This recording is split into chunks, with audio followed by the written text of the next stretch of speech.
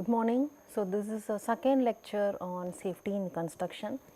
So, today's lecture will be primarily on cost of injuries, and so one is there is complete set of costs related to injury, other side you have all costs related to safety. We will discuss these two in today's class and how a safety budget is planned. So, that will be the end of this today's class. So, accident cost, accidents always cost a construction organization a great deal, that everyone knows, because there is lot of other issues are disturbed in terms of productivity, in terms of helping the injured worker get his medical facilities and so on, and in a way lot of chaos happens. As a result, there is lot of slow progress in construction site. So, lot of things happen, and accidents always have a great amount of cost to any construction organization. So, according to Hinze, a researcher in safety, he said if the true cost of injuries are well defined, the management can very clearly plan for an informed decision on safety. In a way, if I know that I have to shell out this much portion on cost of safety, then I can think of any safety measure or something to curtail this cost on injury. So, that is what is the background meaning behind. So, keeping workers safe in any construction site always come with an expense. Several people have commented on, okay, if you want to have safe workers, you may have to give them proper PPE, or you may have to give them a safety net and so on. If they are working at heights, you may have to safeguard them in so many ways, then accordingly you have to pay, or you may have to spend on something. Okay. So, safety always comes with some expense, and worker safety cost has some amount of an expense. Now, when you look at the worker safety, okay, compared to the human suffering and the pain, loss of a worker or something, so should we really think of profit of a project, or should we think of spending money on safety for the worker? So, that is the biggest question to any employer, but many of the contractors have told even though there is some amount of expenses goes in terms of safety, still there is a positive impact on this spending on safety budget, because if there is no accident, workers keep on working, they also have a contented feeling that sites are very safe. So, there is no injury, then there is no money spent on injury cost or something. So, some contractors, at least 75% of the contractors have said safety practices have a positive impact in the stand on safety. So, now let us discuss about the true cost of injuries. So, true cost, as you have seen in other cost issues, it has two components predominantly. One is direct cost and the other one is indirect cost. Indirect cost, sometimes you can include claims, sometimes you can exclude claims. Okay. There are different groups of working out on the indirect cost. So, what do you mean by direct and what do you mean by indirect? So, direct cost is nothing but any visible cost which is often referred as an insurable cost. Okay. Some workers say, so this workers compensation is primarily taken up as a direct cost. Okay. And some researchers have said whatever cost you can quantify with the reasonable amount of accuracy, okay, it will not be too deviating from the actual expenses, but if you can calculate to some extent an accurate value, then those costs are all can be calculated as an direct cost. For example, ambulance services, medical and ancillary treatment, medication, hospitalization, disability benefits and lost wages of injured workers, these all comes under direct cost. Let us see that indirect cost. So, all the other costs that are not recovered through insurance coverage, they can all be classified as an indirect cost, or those costs which cannot be quantified that easily with a reasonable accuracy, or it is very difficult for you to go and take out each and every item and then calculate the cost, then it is primarily called as an indirect cost. We will see in detail with examples. Most of the indirect costs can be categorized as being related to the cost of lost productivity, damaged materials, equipment, added administrative efforts and so on. Okay. So, now what about the health and safety program implementations? That also has some amount of cost towards safety. will that be calculated as one of the cost parameter? That is still a question mark I have put, because the spending on safety is never treated as a cost these days. Okay, it is treated as an investment on safety, that we will come back at the end of this class.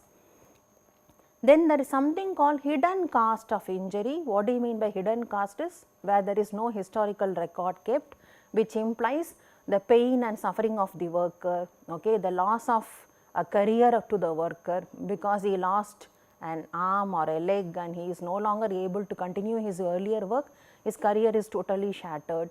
So, these all can come under hidden cost of injury, and you will not be able to calculate or quantify this hidden cost. And there is another group of people who have classified as financial cost and social cost. So, financial cost is your direct and indirect cost, what we have seen. To some extent all those can come under financial cost. Social cost is any cost that can result in utilization of national resources. So, what do you mean by national resources? For example, if you involve any government sector people for calculating or for any associated cost, then it primarily comes under social cost. For example, productive years of the injured worker, government support towards medical expenses and hospitalizations. Some government also extends support for all these injured workers in terms of medical expenses. Maybe the employee may pay 50%, the 50% of these expenses will be taken care of by the government. This happens in many countries. Okay. So, the government is also has some component on the cost of injuries. The government regulatory authority, for example, a major accident happened and there is so much of chaos because of some incident that happened in a particular locality, then the government may also extend the support in terms of administrative personnel or authority for inspection, investigation and other scenario. So, that cost can be part of your social cost. The next one is court. Maybe it can come in terms of the reason behind the accident or claims behind the accident, something related to that. So, the people involved in the court and the proceedings, they all can become part of the social cost. Now, in the same note, you can also classify the true cost of injuries in terms of fixed cost, variable cost and disturbance cost. Okay. Fixed cost, so which cannot vary with the absence of the workers. If the workers had a minor injury, they may be absent for few weeks of time. If they had a major or a permanent disablement, they may be absent for few months of time.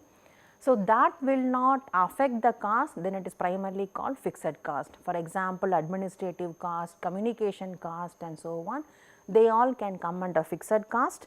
The next is variable cost. So, this variable cost varies with the absence of workers. Okay. So, the period of absence of the workers will be dependent on the cost, then those all will come under the variable cost. For example, if you want to keep a replacement worker or a substitute worker in the absence of an injured worker, then the salary to that worker will be dependent on how much time he is replacing the injured worker, or overtime, extra work to compensate the productivity loss. So, when the injured worker has recovered and joins the work, these extra expenses will start coming down. So, those expenses can be categorized as variable cost. The next one is disturbance cost. So, disturbance cost depends on the nature of the accident. Okay.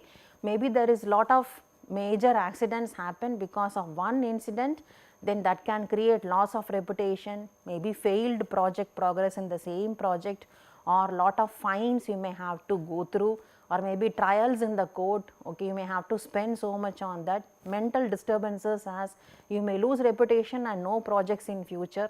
Okay, so it can all shatter. So, these are all primarily can come under the disturbance cost. Okay, then let us look at from the claims lawsuits.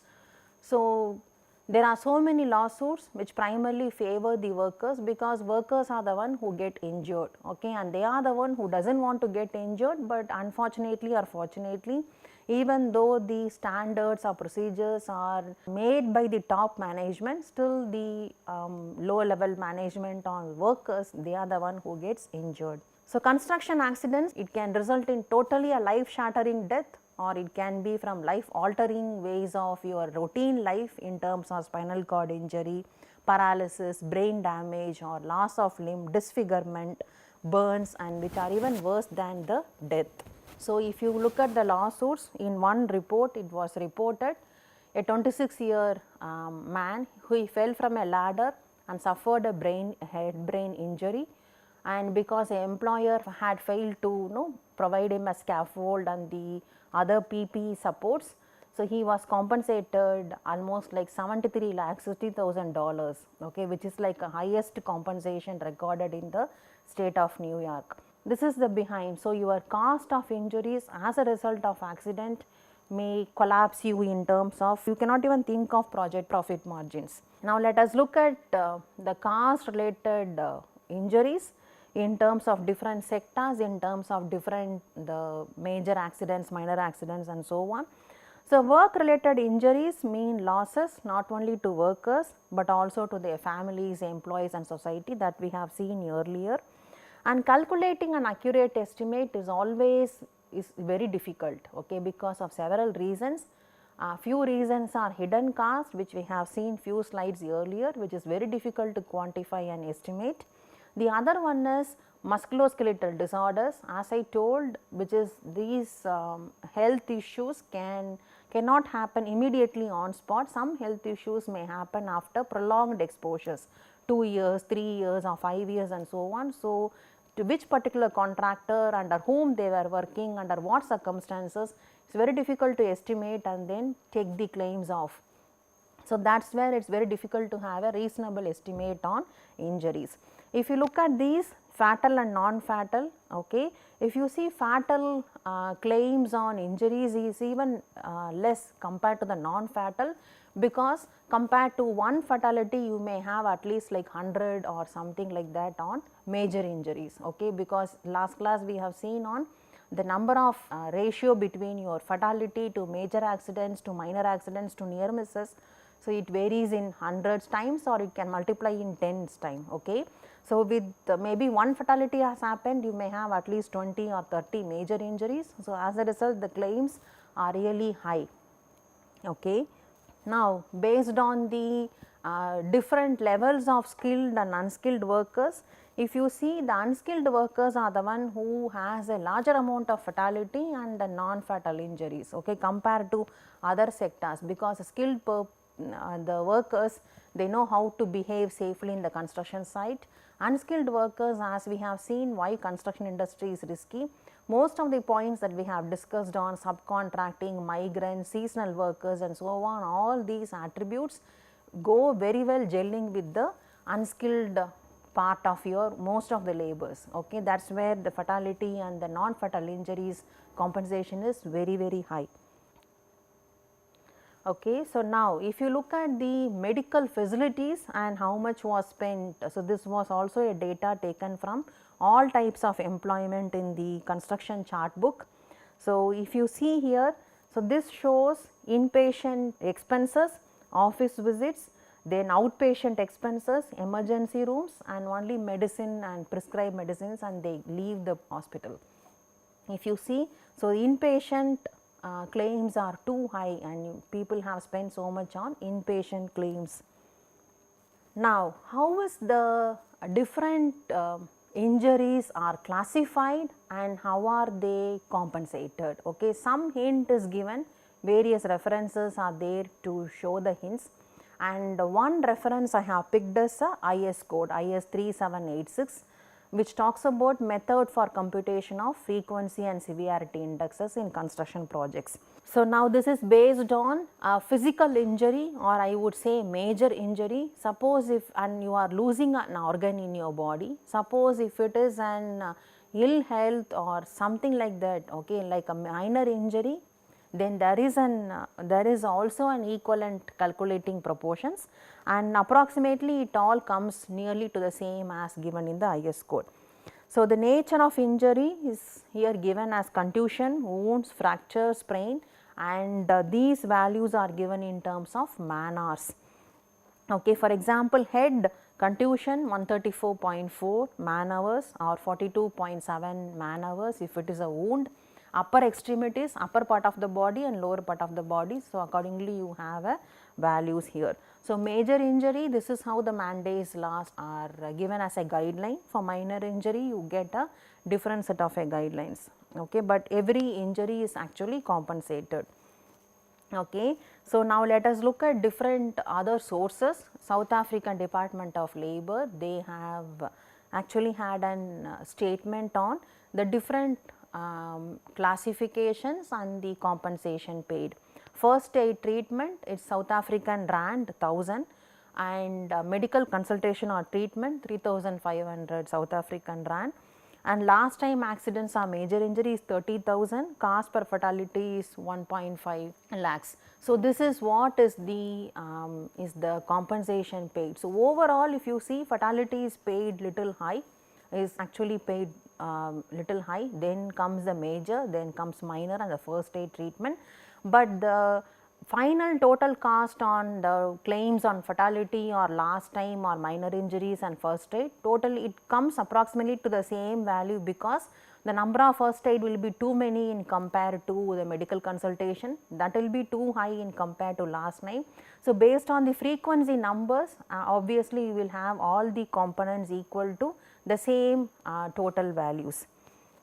If you see the percentage of total claims, material handling, slips, trips and falls, being struck by or colliding with an object, accidents involving tools, fall from heights.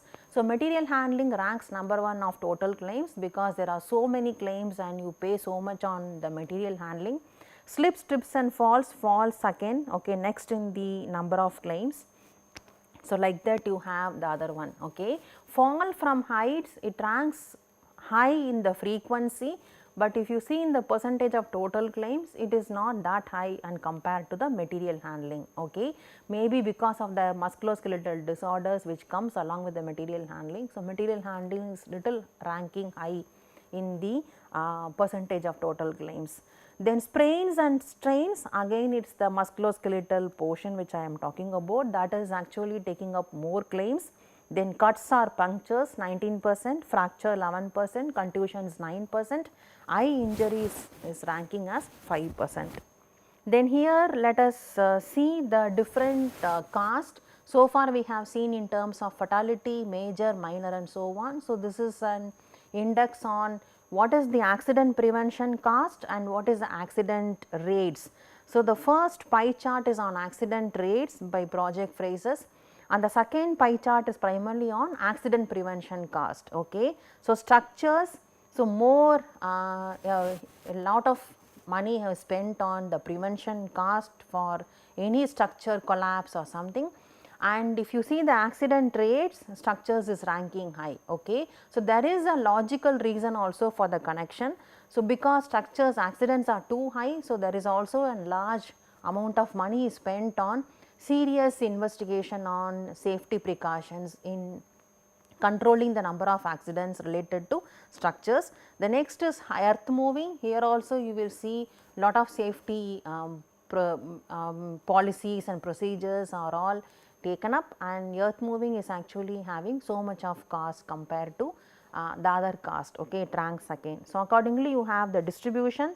So, every company can have a pattern on the accident rates and they can shell out on the prevention cost. And so, these are the other costs. So, accident prevention, it can come under safety, or some people also bring it under cost. So, we have discussed that also. Now, the next major portion on cost related to injury in a construction site comes under penalty. Okay. So, in 2019, the maximum penalty amount per willful or a repeat violation was remarked as $1,32,598 per violation, and on the construction sites. And if you see in construction sites, many of these fines or penalty are paid because of multiple citations or and which comes under willful or repeat violations. Okay. So, this is also another cost which the company spends in terms of an accident prevention. So, if you look at the categories of different the claims, so fatality full incapacity in the sense completely you are disabled, you won't be able to work, even though you are alive you won't be able to have a job opportunity after the accident. Partial incapacity, maybe you will have restrictions in your job earning capacity, you may not be able to do the work which you were doing it earlier. Long absence, maybe you are away from the work for 5 months or 3 to 4 months or 5 months and then you can come back to work, but you won't have an incapacity. The next is classified as short absence, maybe for few weeks you may be away from your job site and then you will come back to the work and you will continue with your same work. So, these are the different classifications when it comes to calculating your injuries or claims and so on. If you see the pattern of accident over the project progress, okay, so when the project is peaking up to 50% to 70%, you will see there is lot of accidents happening in a construction site and after then the accidents are reducing. Okay. So, initially when the project is picking up its gear, again you do not see so many accidents. So, obviously there is a wave pattern of accidents which is seen in many of the construction projects. So, this can be related to a schedule pressure on most of the project, because a completion pressure starts coming in after maybe close to 40-50%, that progress has to happen and we have to finish the remaining part of your construction project, and this pressure starts triggering out speedily work, and obviously the workers are the one who are getting injured. Now, after an employee is injured, so what are the precautions and how he should be taken care of? So, the first thing is, without any investigation or anything on who did and what and so on, the injured worker should be given a proper treatment from an appropriate medical provider. So, it can be a nearest hospital, maybe a first aid treatment, it can be an in-house hospital facility, wherever you it is a complete best treatment, the injured worker should get the first treatment. The next is report the incident or the accident to the site supervisors. The site supervisors who are available there should be aware of what has happened, who got injured, what happened, and he should be immediately informed.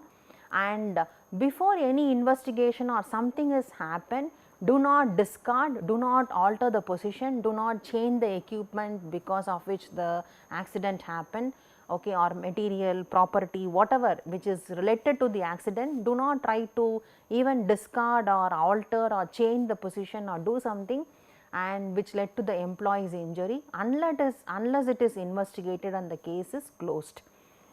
And provide time for other employees who witnessed the injury to speak, okay, as to what happened, who was at fault and so on. So, do not try to consolidate the injury to the crew who were there and so on.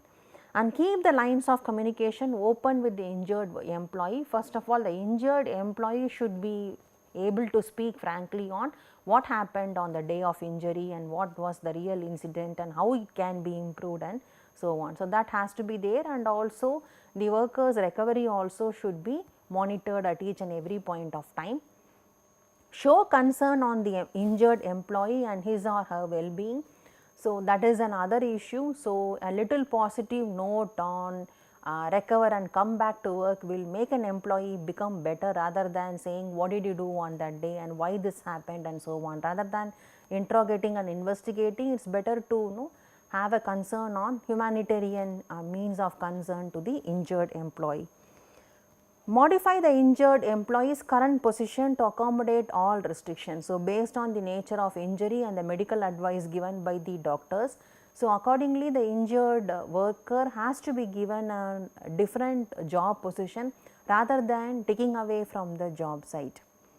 And never accuse anyone of the incident, then that is a real first point of what has after an incident has happened. So, obviously when you start investigating on the accident or the incident, it will obviously be pointing out to someone, okay.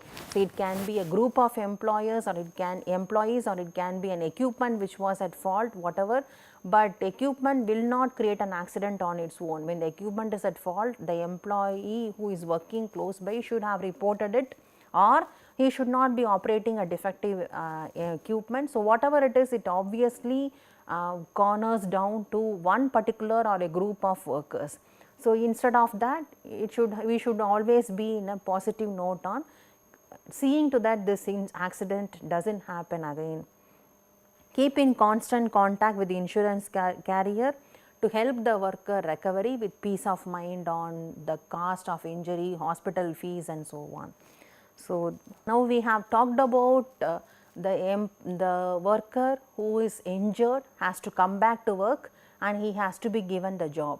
Now we have to discuss about what are the different types of job facilities and what happens once the worker is back to the job. So, the goal of any employer is to bring back the employee to work as early as possible, because keeping the worker away from the job site, actually you may have to, it is like too much of a cost. Okay, you have to bring a new replacement worker, he has to be trained.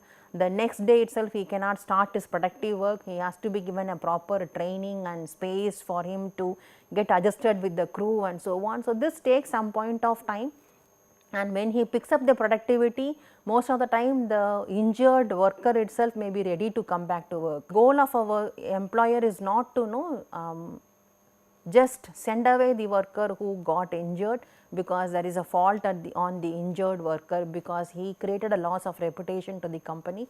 So, that should not be the real goal of an employer, then that will not work out. So, return to work is not punitive. So, because the worker has done something and he has got injured, so it should not be treated in a punishment mode on. So, putting the worker back on the same job and making him do whatever the work he has done earlier. So, an alternate duty should be given to respect the work he has done in the last 5-10 years or something, or the sincerity he has shown into the job in the last few years, or his education level. So, everything has to be taken into account in maintaining the dignity of the worker. And positions designed should not be in terms of punishment in mind. What will happen is it will only increase the friction between the employer-employee, and it will also increase the claim management problems. Okay. So, until then at least the employer should be in a positive note towards the workers. In the end, so if the punishment mode happens, then the negative energy starts creating and you will not be able to get a productive job, a best job and a peaceful job in future. So, the employer should always think in mind the job should be productive, useful and meaningful at any point of time in the end of the day. So, types of alternate duty. So, number 1, transfer to other job, suppose based on the permanent disablement or temporary disablement, you can shift the worker to another job, but the temporary placement of the injured employee in an existing position and also complying with the medical advisor's limitations. Okay. And accordingly you can keep them temporarily and get all the work transferred to another replacement worker, and then this worker can be shifted. So, that sort of an arrangement is also possible. The same job as earlier, you can also keep the worker in the same job, but you can also remove some segments of the job which the worker cannot do, or we can also put some restrictions onto the worker that he need not do some segments of the job, so that he is still able to finish his job properly. So, placement of the injured employee in the earlier position, but with some elements of the job removed or with restrictions. Then gradual acclimation. So, once the worker is injured and he is in the stage of recovery, you cannot give him an 100% productive job to happen. Okay. So, you may take him for 30% productivity, and after 2 weeks you may expect him for 50% productivity. So, slow gradual acclimation of the worker absorbed into the site, that you may have to think of. So, this is another pattern of putting the employee back to work, and you should also keep in mind the employee is not exerted on the full day workload until he is recovered. So far we have talked about cost of injury, different patterns wherein how the compensations are, how the claims are done and so on, and we have also saw the workers, medical facilities and how they are back to the job, what sort of jobs the workers should be posted and so on. So, most of the issues, claims and so on always target about compensation. So, what do you mean by compensation? And this workers' compensation, when we discussed about direct cost, there are some researchers who said this workers' compensation directly contribute to the direct cost. So, now what do you mean by this workers' compensation and why it is required? Even today in many of the construction sites, the wages for any construction worker in the construction industry is always kept as low as possible, okay, because there is a pressure from other fraternity. So, to keep the wage as low as possible, okay, that happens even now. And this is also achieved, this is also possible, and this is achieved in many construction sites by hiring immigrant workers at low wages for most of the unskilled workers. So, primarily they can be seasonal workers, they can be immigrants, so who will be very ready to do for whatever low wage the employer is willing to give. And hence the workers' compensation came in. So, this workers' compensation is to protect the employees who are hurt when they are on the job site. Okay, now, what do you mean by workers' compensation? So, it is an amount which is given to compensate any individual who have suffered occupational injury or an illness. So, it can be an injury on accident or it can be even a health issue also. But there are lot of flaws in the system because some compensation measures are very difficult to calculate. For example, this applies to occupational diseases like hearing loss. Hearing loss will not happen immediately, so it takes lot of time when you are on site and when you are hearing lot of noise in the construction site which is above the permissible limit, okay, which your excavator or your drilling machines or drilling hammers can, pile hammers can easily cross beyond that normal permissible limit. Or injuries, the famous example is musculoskeletal injuries. So, which cannot be actually assigned or specific date of injury you cannot assign to, and hence compensation claims are very difficult to be given to these workers, okay, because for to pay a compensation the specific date and time of injury should be given, and when that cannot be given for certain certain aspects of your compensation of the injuries. With the workers changing contractors regularly, especially for all these issues I said on hearing loss or musculoskeletal disorders and so on, who will be responsible for these chronic injuries and illnesses? For the slow injuries to be visible, who will be responsible? And normally what happens, the trend is it will be the current employer, because the injury has shown visible impact or effect only with the current employer, and most often the current employer will be responsible for all these compensation and for all the injury related compensation. So, in theory all employers are equally affected as a result of shifting jobs of these workers and subcontracting way of culture in the construction industry. So, now what the employers should take a precaution is, do not hire workers who are more susceptible to injuries, who are like absent minded every time, okay, who runs here and there and do their work without taking care of safety precautions, and keep in mind not to recruit migrants or even old workers. So, these are all the different precautions one can keep in mind in order to avoid all these compensations and claims. So, now this migrants should be avoided in order to have a zero accident site, but which is actually the ironical statement that in many of the construction sites you see migrant workers only available for low wages and as an unskilled worker. Workers' compensation fraud. Now, the unfortunate incident is workers' compensation came just for helping a worker in order to get their injury or illnesses recovered with some support from the employer. Now, there is an equal amount of fraud cases also which also comes in along with these compensation. So, what do you mean by workers' compensation fraud?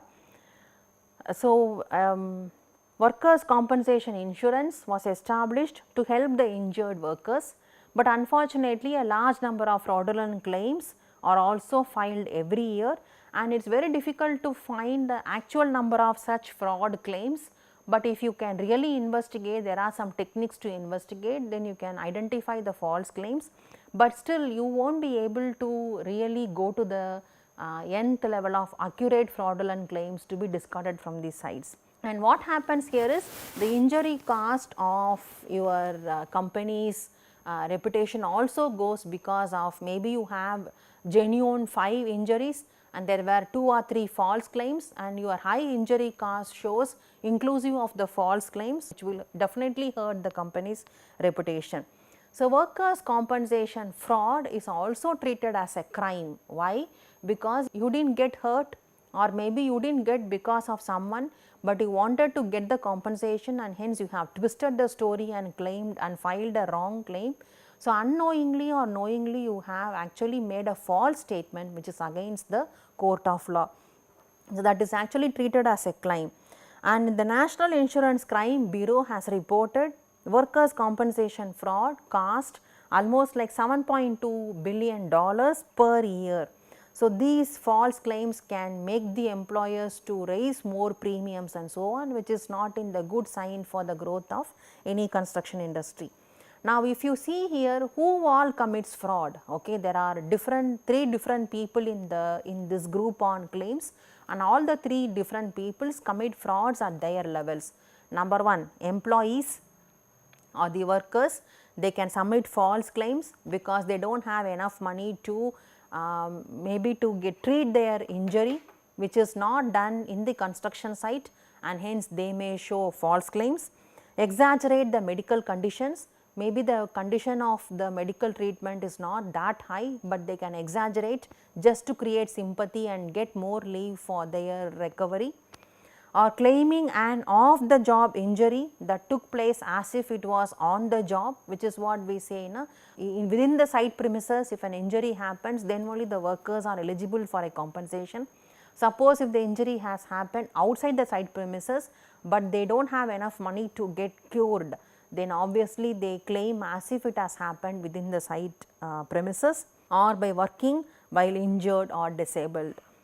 From an employer's perspective, by underreporting an injury or misclassifying the employees to pay low insurance premiums. So, based on their education, cadre and their experience and the skill of an trade set, their premiums are paid accordingly.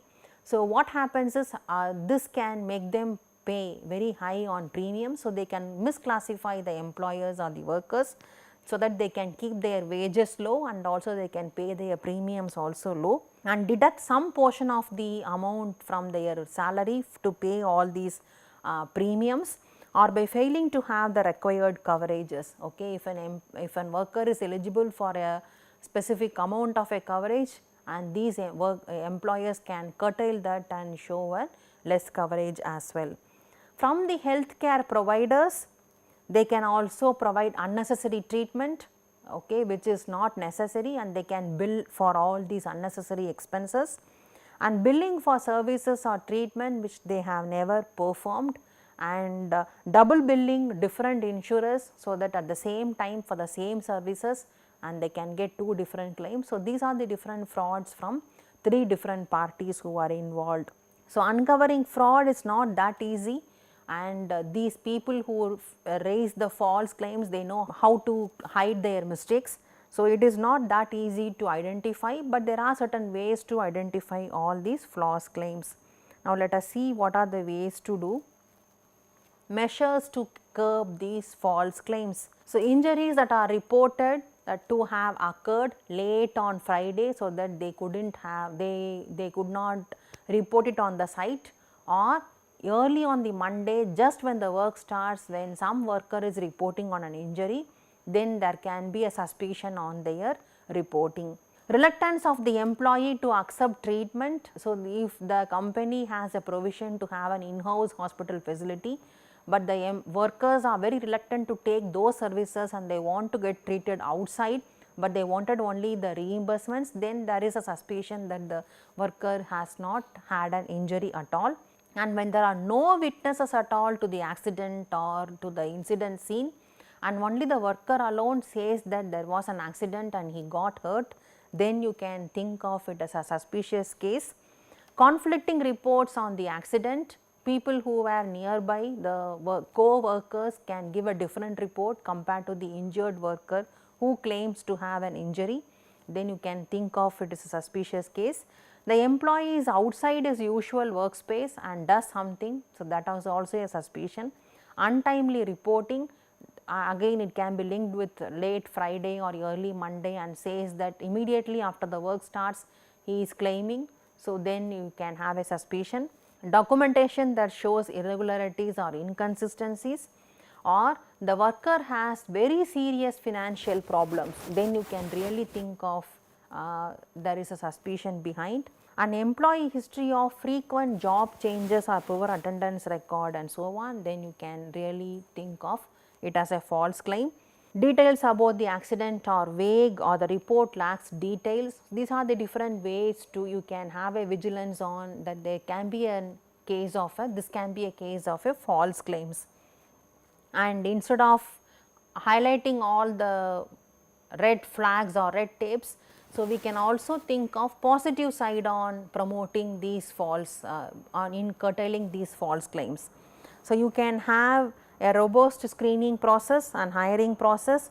You can educate all your workers as to what is the impact on all these false claims, and you can also tell how much it affects the reputation of the employer, so that the worker will know their mistakes and they will not do a false claims, and build a safety culture, so that does not tolerate a fraud. So, you can promote lot of safety schemes like incentives and so on. So, a worker who does not get injured and who is very safe in the construction sites will be rewarded. So, this can help them to curtail all the false claims, or you can pay them adequate salary so that they are not thinking of all these false claims to meet their medical expenses.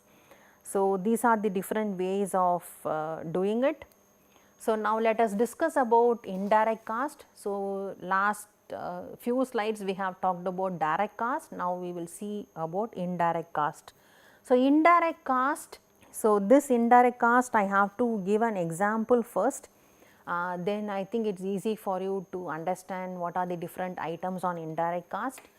Let us assume there is a very large construction site and there are a lot of crews who are working in the construction site and everybody is busy working. Suddenly some accident has happened. It can be a major accident or it can be a fatality, let us not discuss about that, but some accident has happened. Now, what will happen immediately when the accident has happened? The injured worker needs a first aid treatment. So, all the co-workers who are closely sitting or working along with this injured worker will be in chaos in order to get the first aid treatment to this worker, and also will be going for hospital helplines or emergency ambulance services, or they may be reporting to their site supervisors. So, they will be busy moving around here and there in order to report the incident or the scene of the particular accident. Okay.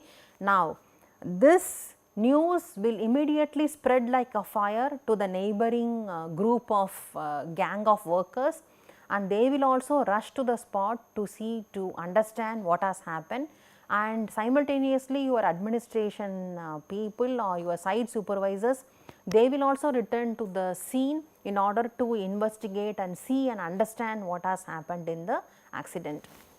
Now, what happens here is immediately the productivity of the particular site is just goes standstill, okay, and this is an immediate impact you will see. And so, then the injured worker would be taken in the meantime to a first aid or to a neighboring hospital facility, and that will be going on. So, along with the injured worker, few of his friends who are called the co-workers, they will also accompany him and go with the hospital services, and they will be and the worker will get the first aid treatment, the regular treatment, then follow up treatments, all will go through, and for every follow up and so on, the co-workers sometimes they may also accompany the worker. So, this happens. Okay.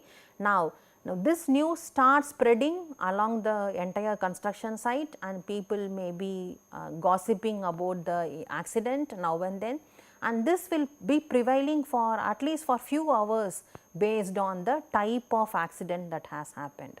Now, if you look at the entire scene picture what I have shown you right now, maybe you could have imagined along with me.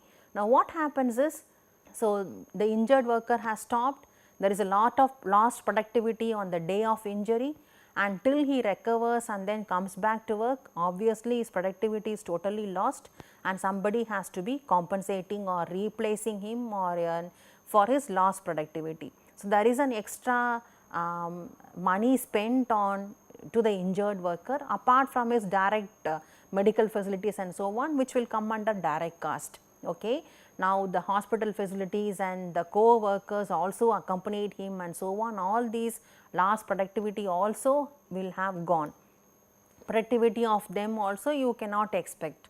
Now, the crew of that particular injured worker and this scene site, everybody would have stopped work, suddenly there is a productivity loss and halt, and even after 2-3 hours also, then only the workers start their work, but even then they will not have a high productivity as it was before the accident. So, the productivity will be very slow on the particular day till the scene picture is away from the worker's mind. Okay. Suppose if it was like a traumatic accident, then this news on what has happened and so on will be narrated by the group of workers, discussion among the workers will keep happening and so on, and this nausea feeling on this accident will be spreading all around the construction site at least for few days. Okay. Now, what about the administrative personnel and so on? They have to have an investigation. So, whenever they are questioning and interrogating the workers and the injured worker and their co-workers, obviously there is an halt of productivity and the picture starts coming into the co-workers, and obviously there is a disturbance at now and then on every point of time. Okay. So, now if you see, is it very easy to calculate all these costs? It is not at all easy, and that is where all these costs comes under an indirect cost on safety. And this is also narrated equally with an iceberg effect, which we have shown in the last class also. So, only the visible portion of the iceberg is a direct cost, and all other hidden ice below the water level is primarily termed as an indirect cost. Okay. If you see few list I have brought it out here, but you can imagine, is it possible to note down each and every point of the scene? It is very difficult to note down. Injured worker, lost productivity on the day of injury, the lost productivity due to follow up treatments, lost productivity after resuming work, after resuming the work also he may have restrictions in the work. So, who will bear all those lost productivity? There is no mechanism to retrieve and to measure. Then crew of the injured worker, primarily in terms of assisting the injured worker, lost productivity due to the accident, due to inspections and follow up treatments also they may accompany. So, all these there is no mechanism on how much is the lost productivity. Then crew in the vicinity of the whole accident, as I told you, at least for few hours the entire site comes to a standstill in terms of work progress. You will not have a way to measure all those. Replacement worker, again he has to be given a PPE, proper training, instructions on how to handle the construction work progress. Then supervisory and administrative personnel in preparing a scene report and investigation mechanism. That also lot of money, effort, time is all done, and every time the workers, all the fellow workers are all disturbed because of that. Damaged property, maybe the accident happened and some equipment or material is damaged, you may have to bear the loss. So, this if you see, it is like too much of portion goes in terms of indirect cost on safety. So, now as I told you, it is very difficult to calculate an indirect cost. So, some researchers have also taken effort in calculating indirect cost through some form of a direct cost itself, okay, because direct cost I told you it can be measured with terms of accuracy. So, when the direct cost is measured in terms of accuracy, so there is a mechanism of calculating the indirect cost with some relationship with the direct cost. So, now how is the indirect cost calculated. So, now if you see here, so researchers have taken up so many formulas are there. So, some researchers say for medical case injuries it is 0.85, for last work day cases it is 0.23 and so on, and the same when the lawsuits are filed, in the sense when your claims are also included, then the ratio is really altered. So, your direct cost is calculated with accuracy, indirect cost will be this direct cost multiplied with the ratio value, and you get your indirect cost. Total cost of injury will be direct cost plus indirect cost. It is very easy to calculate. Okay. So, recently and researcher Theo Haupt, he mentioned this ratio between direct cost and indirect cost, it varies very much from 1:1 to 1:20, okay, based on different situations, different injury places and scenarios, and injury types, impact and so on. So, several researchers have brought in two different ratios, and if you see all the range of these direct cost indirect ratios falls between 1:1 to 1:20. So, in CII the investigators conducted additional analysis of the data, and they wanted to see how is the pattern and is it possible to derive a formula out of the ratios. Okay. If you see, so this is a medical case which is a minor accident, and this is a major accident on last work day cases, and if you see here, this is claims cost included and excluded. When the cost is included, obviously you have a little higher value, but if you see in the claims cost included, you will have a higher portion in terms of last work day cases. So, in CII the researchers have developed a model which can actually talk about the which can be a fair and accurate estimate by giving an equation. So, this equation is there are two ways of this equation. One is a quick fit model, another one is a best fit model. In the quick fit model, there is few variables involved, and in the best fit model additional variables were also taken into account, and we will discuss both the parts. So, in the quick best fit model, indirect cost medical case injuries $150 plus $80 plus $88. Here the R square coefficient from the regression analysis gave value as 37.2%, and indirect cost for the last work day cases $625 plus $100 plus $100 and here the R square coefficient value is 43%, and where H is the number of hours lost by the injured worker on the day of the accident, and A is the number of hours spent by the administrative personnel to assist the injured worker on day of injury, and V is again the administrative personnel hours only. Now, the best fit model. So, in the best fit model you have something on the follow up care also, data on follow up care also. So, the equation will be slightly altered. Indirect cost medical case injuries $150 plus $15F plus $30H plus $100A, and here the R square is a 0.79, which implies 79% accuracy. For last work day cases $625 plus $20F plus $20H plus $50V. Here also the R square value is something around 81%. Okay, so which implies the equation successfully explains 81% of the filed indirect cost, field indirect cost of last work day injuries. So, these two models were considered as a best fit model. So far we have talked about the different cost proportions on injuries, whether it is minor, major, fatality, and what are the claims and where the claims are high and low and so on. And we also talked about how to calculate direct cost and how to calculate the indirect cost indirectly. So, that also we have discussed. Now, the next set is planning for safety. As I told you earlier, some companies still treat the expenses spent on safety as a cost of safety only, but planning for safety is never to be considered as an expenditure, because when you are training the workers, the safety norms get indulged into the workers' mind and the workers try to behave safely, and when these workers are maybe kept in the same company, or even if they move to other companies, they have the safety conscious and the training in their mind. So, you will see some amount of benefits in the long run. So, safety is never treated as an expenditure and it is treated as an investment on safety, which is like a positive notation on safety.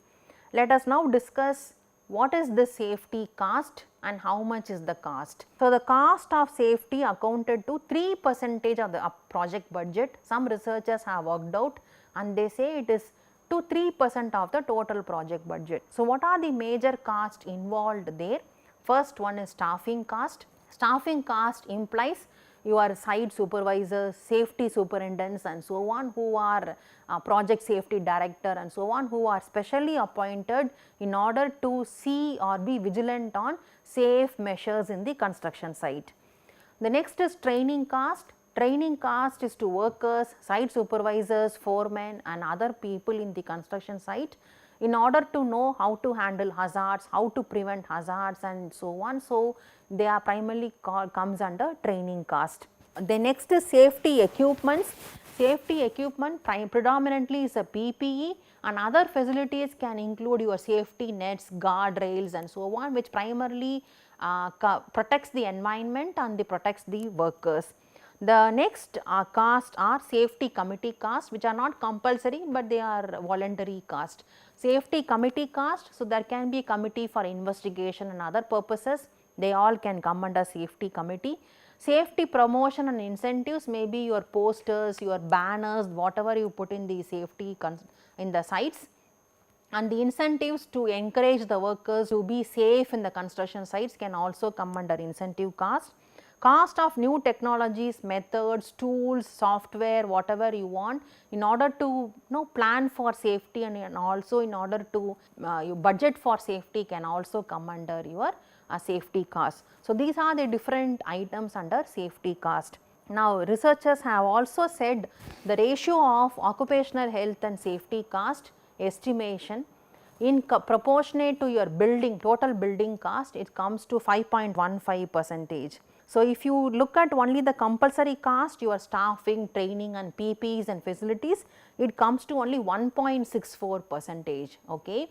Suppose if your total project cost has come to 1 lakh, so only 1% of the 1 lakh is what you spend on safety budget. So, which is not too high an value, but the ratio of cost of accidents to the OHS cost estimation. So, primarily it is cost of accidents to your safety budget cost, that is actually 1.71 value.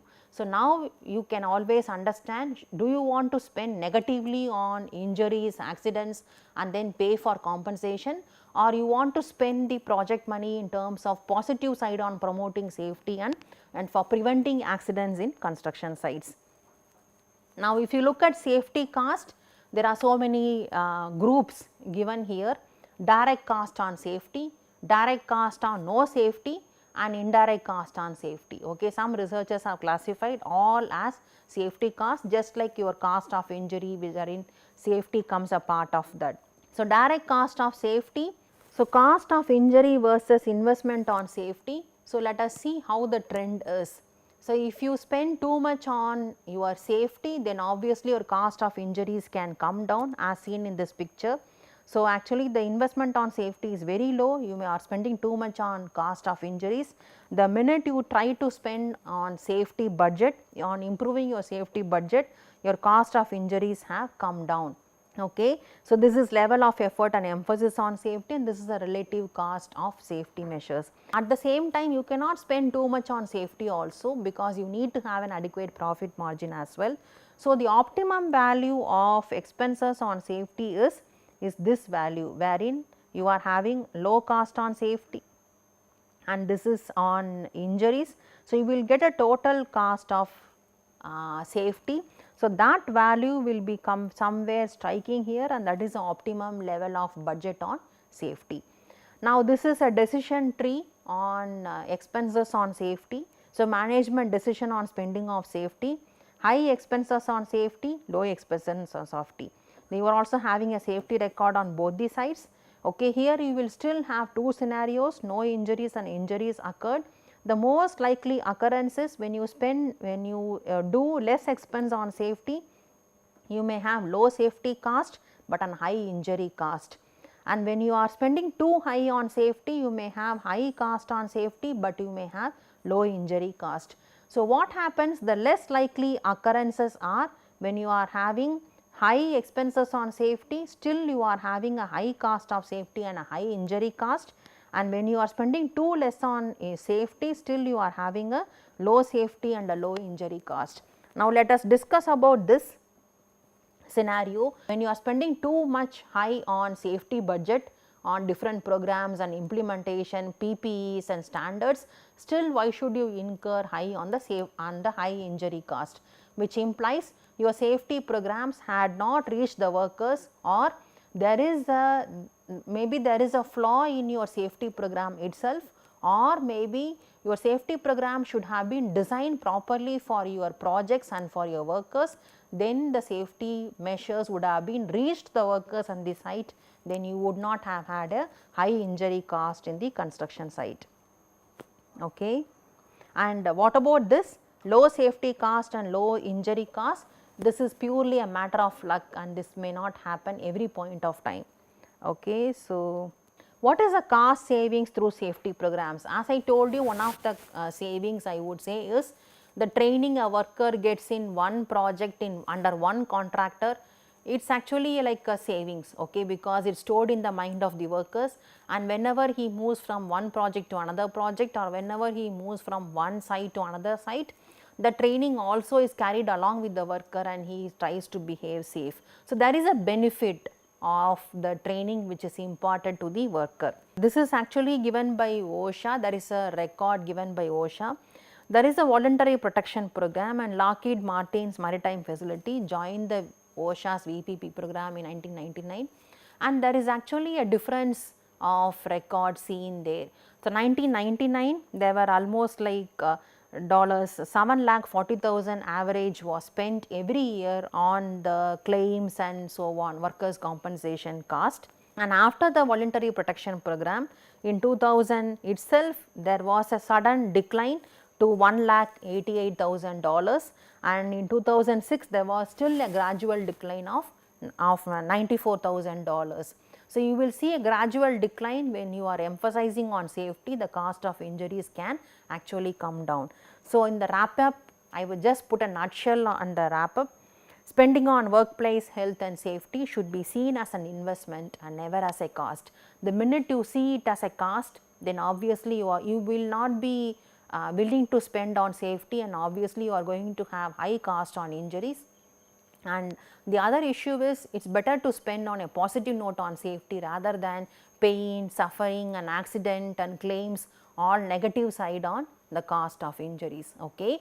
But the ironical statement, this also I would have discussed earlier, is an injury may or may not happen, but whatever the budget you plan for safety obviously will be happening, because when you plan for PPEs or when you plan for training programs on safety, so those all when you plan, obviously you are going to spend that money on safety, but injuries may or may not happen, and it's primarily to the workers who wants to be safe in the construction sites. That is the main reason why the employers are very hesitant in spending on safety, because they always have that thinking that it is the workers who has to be safe in the construction site. So, with this I am stopping here. Bye.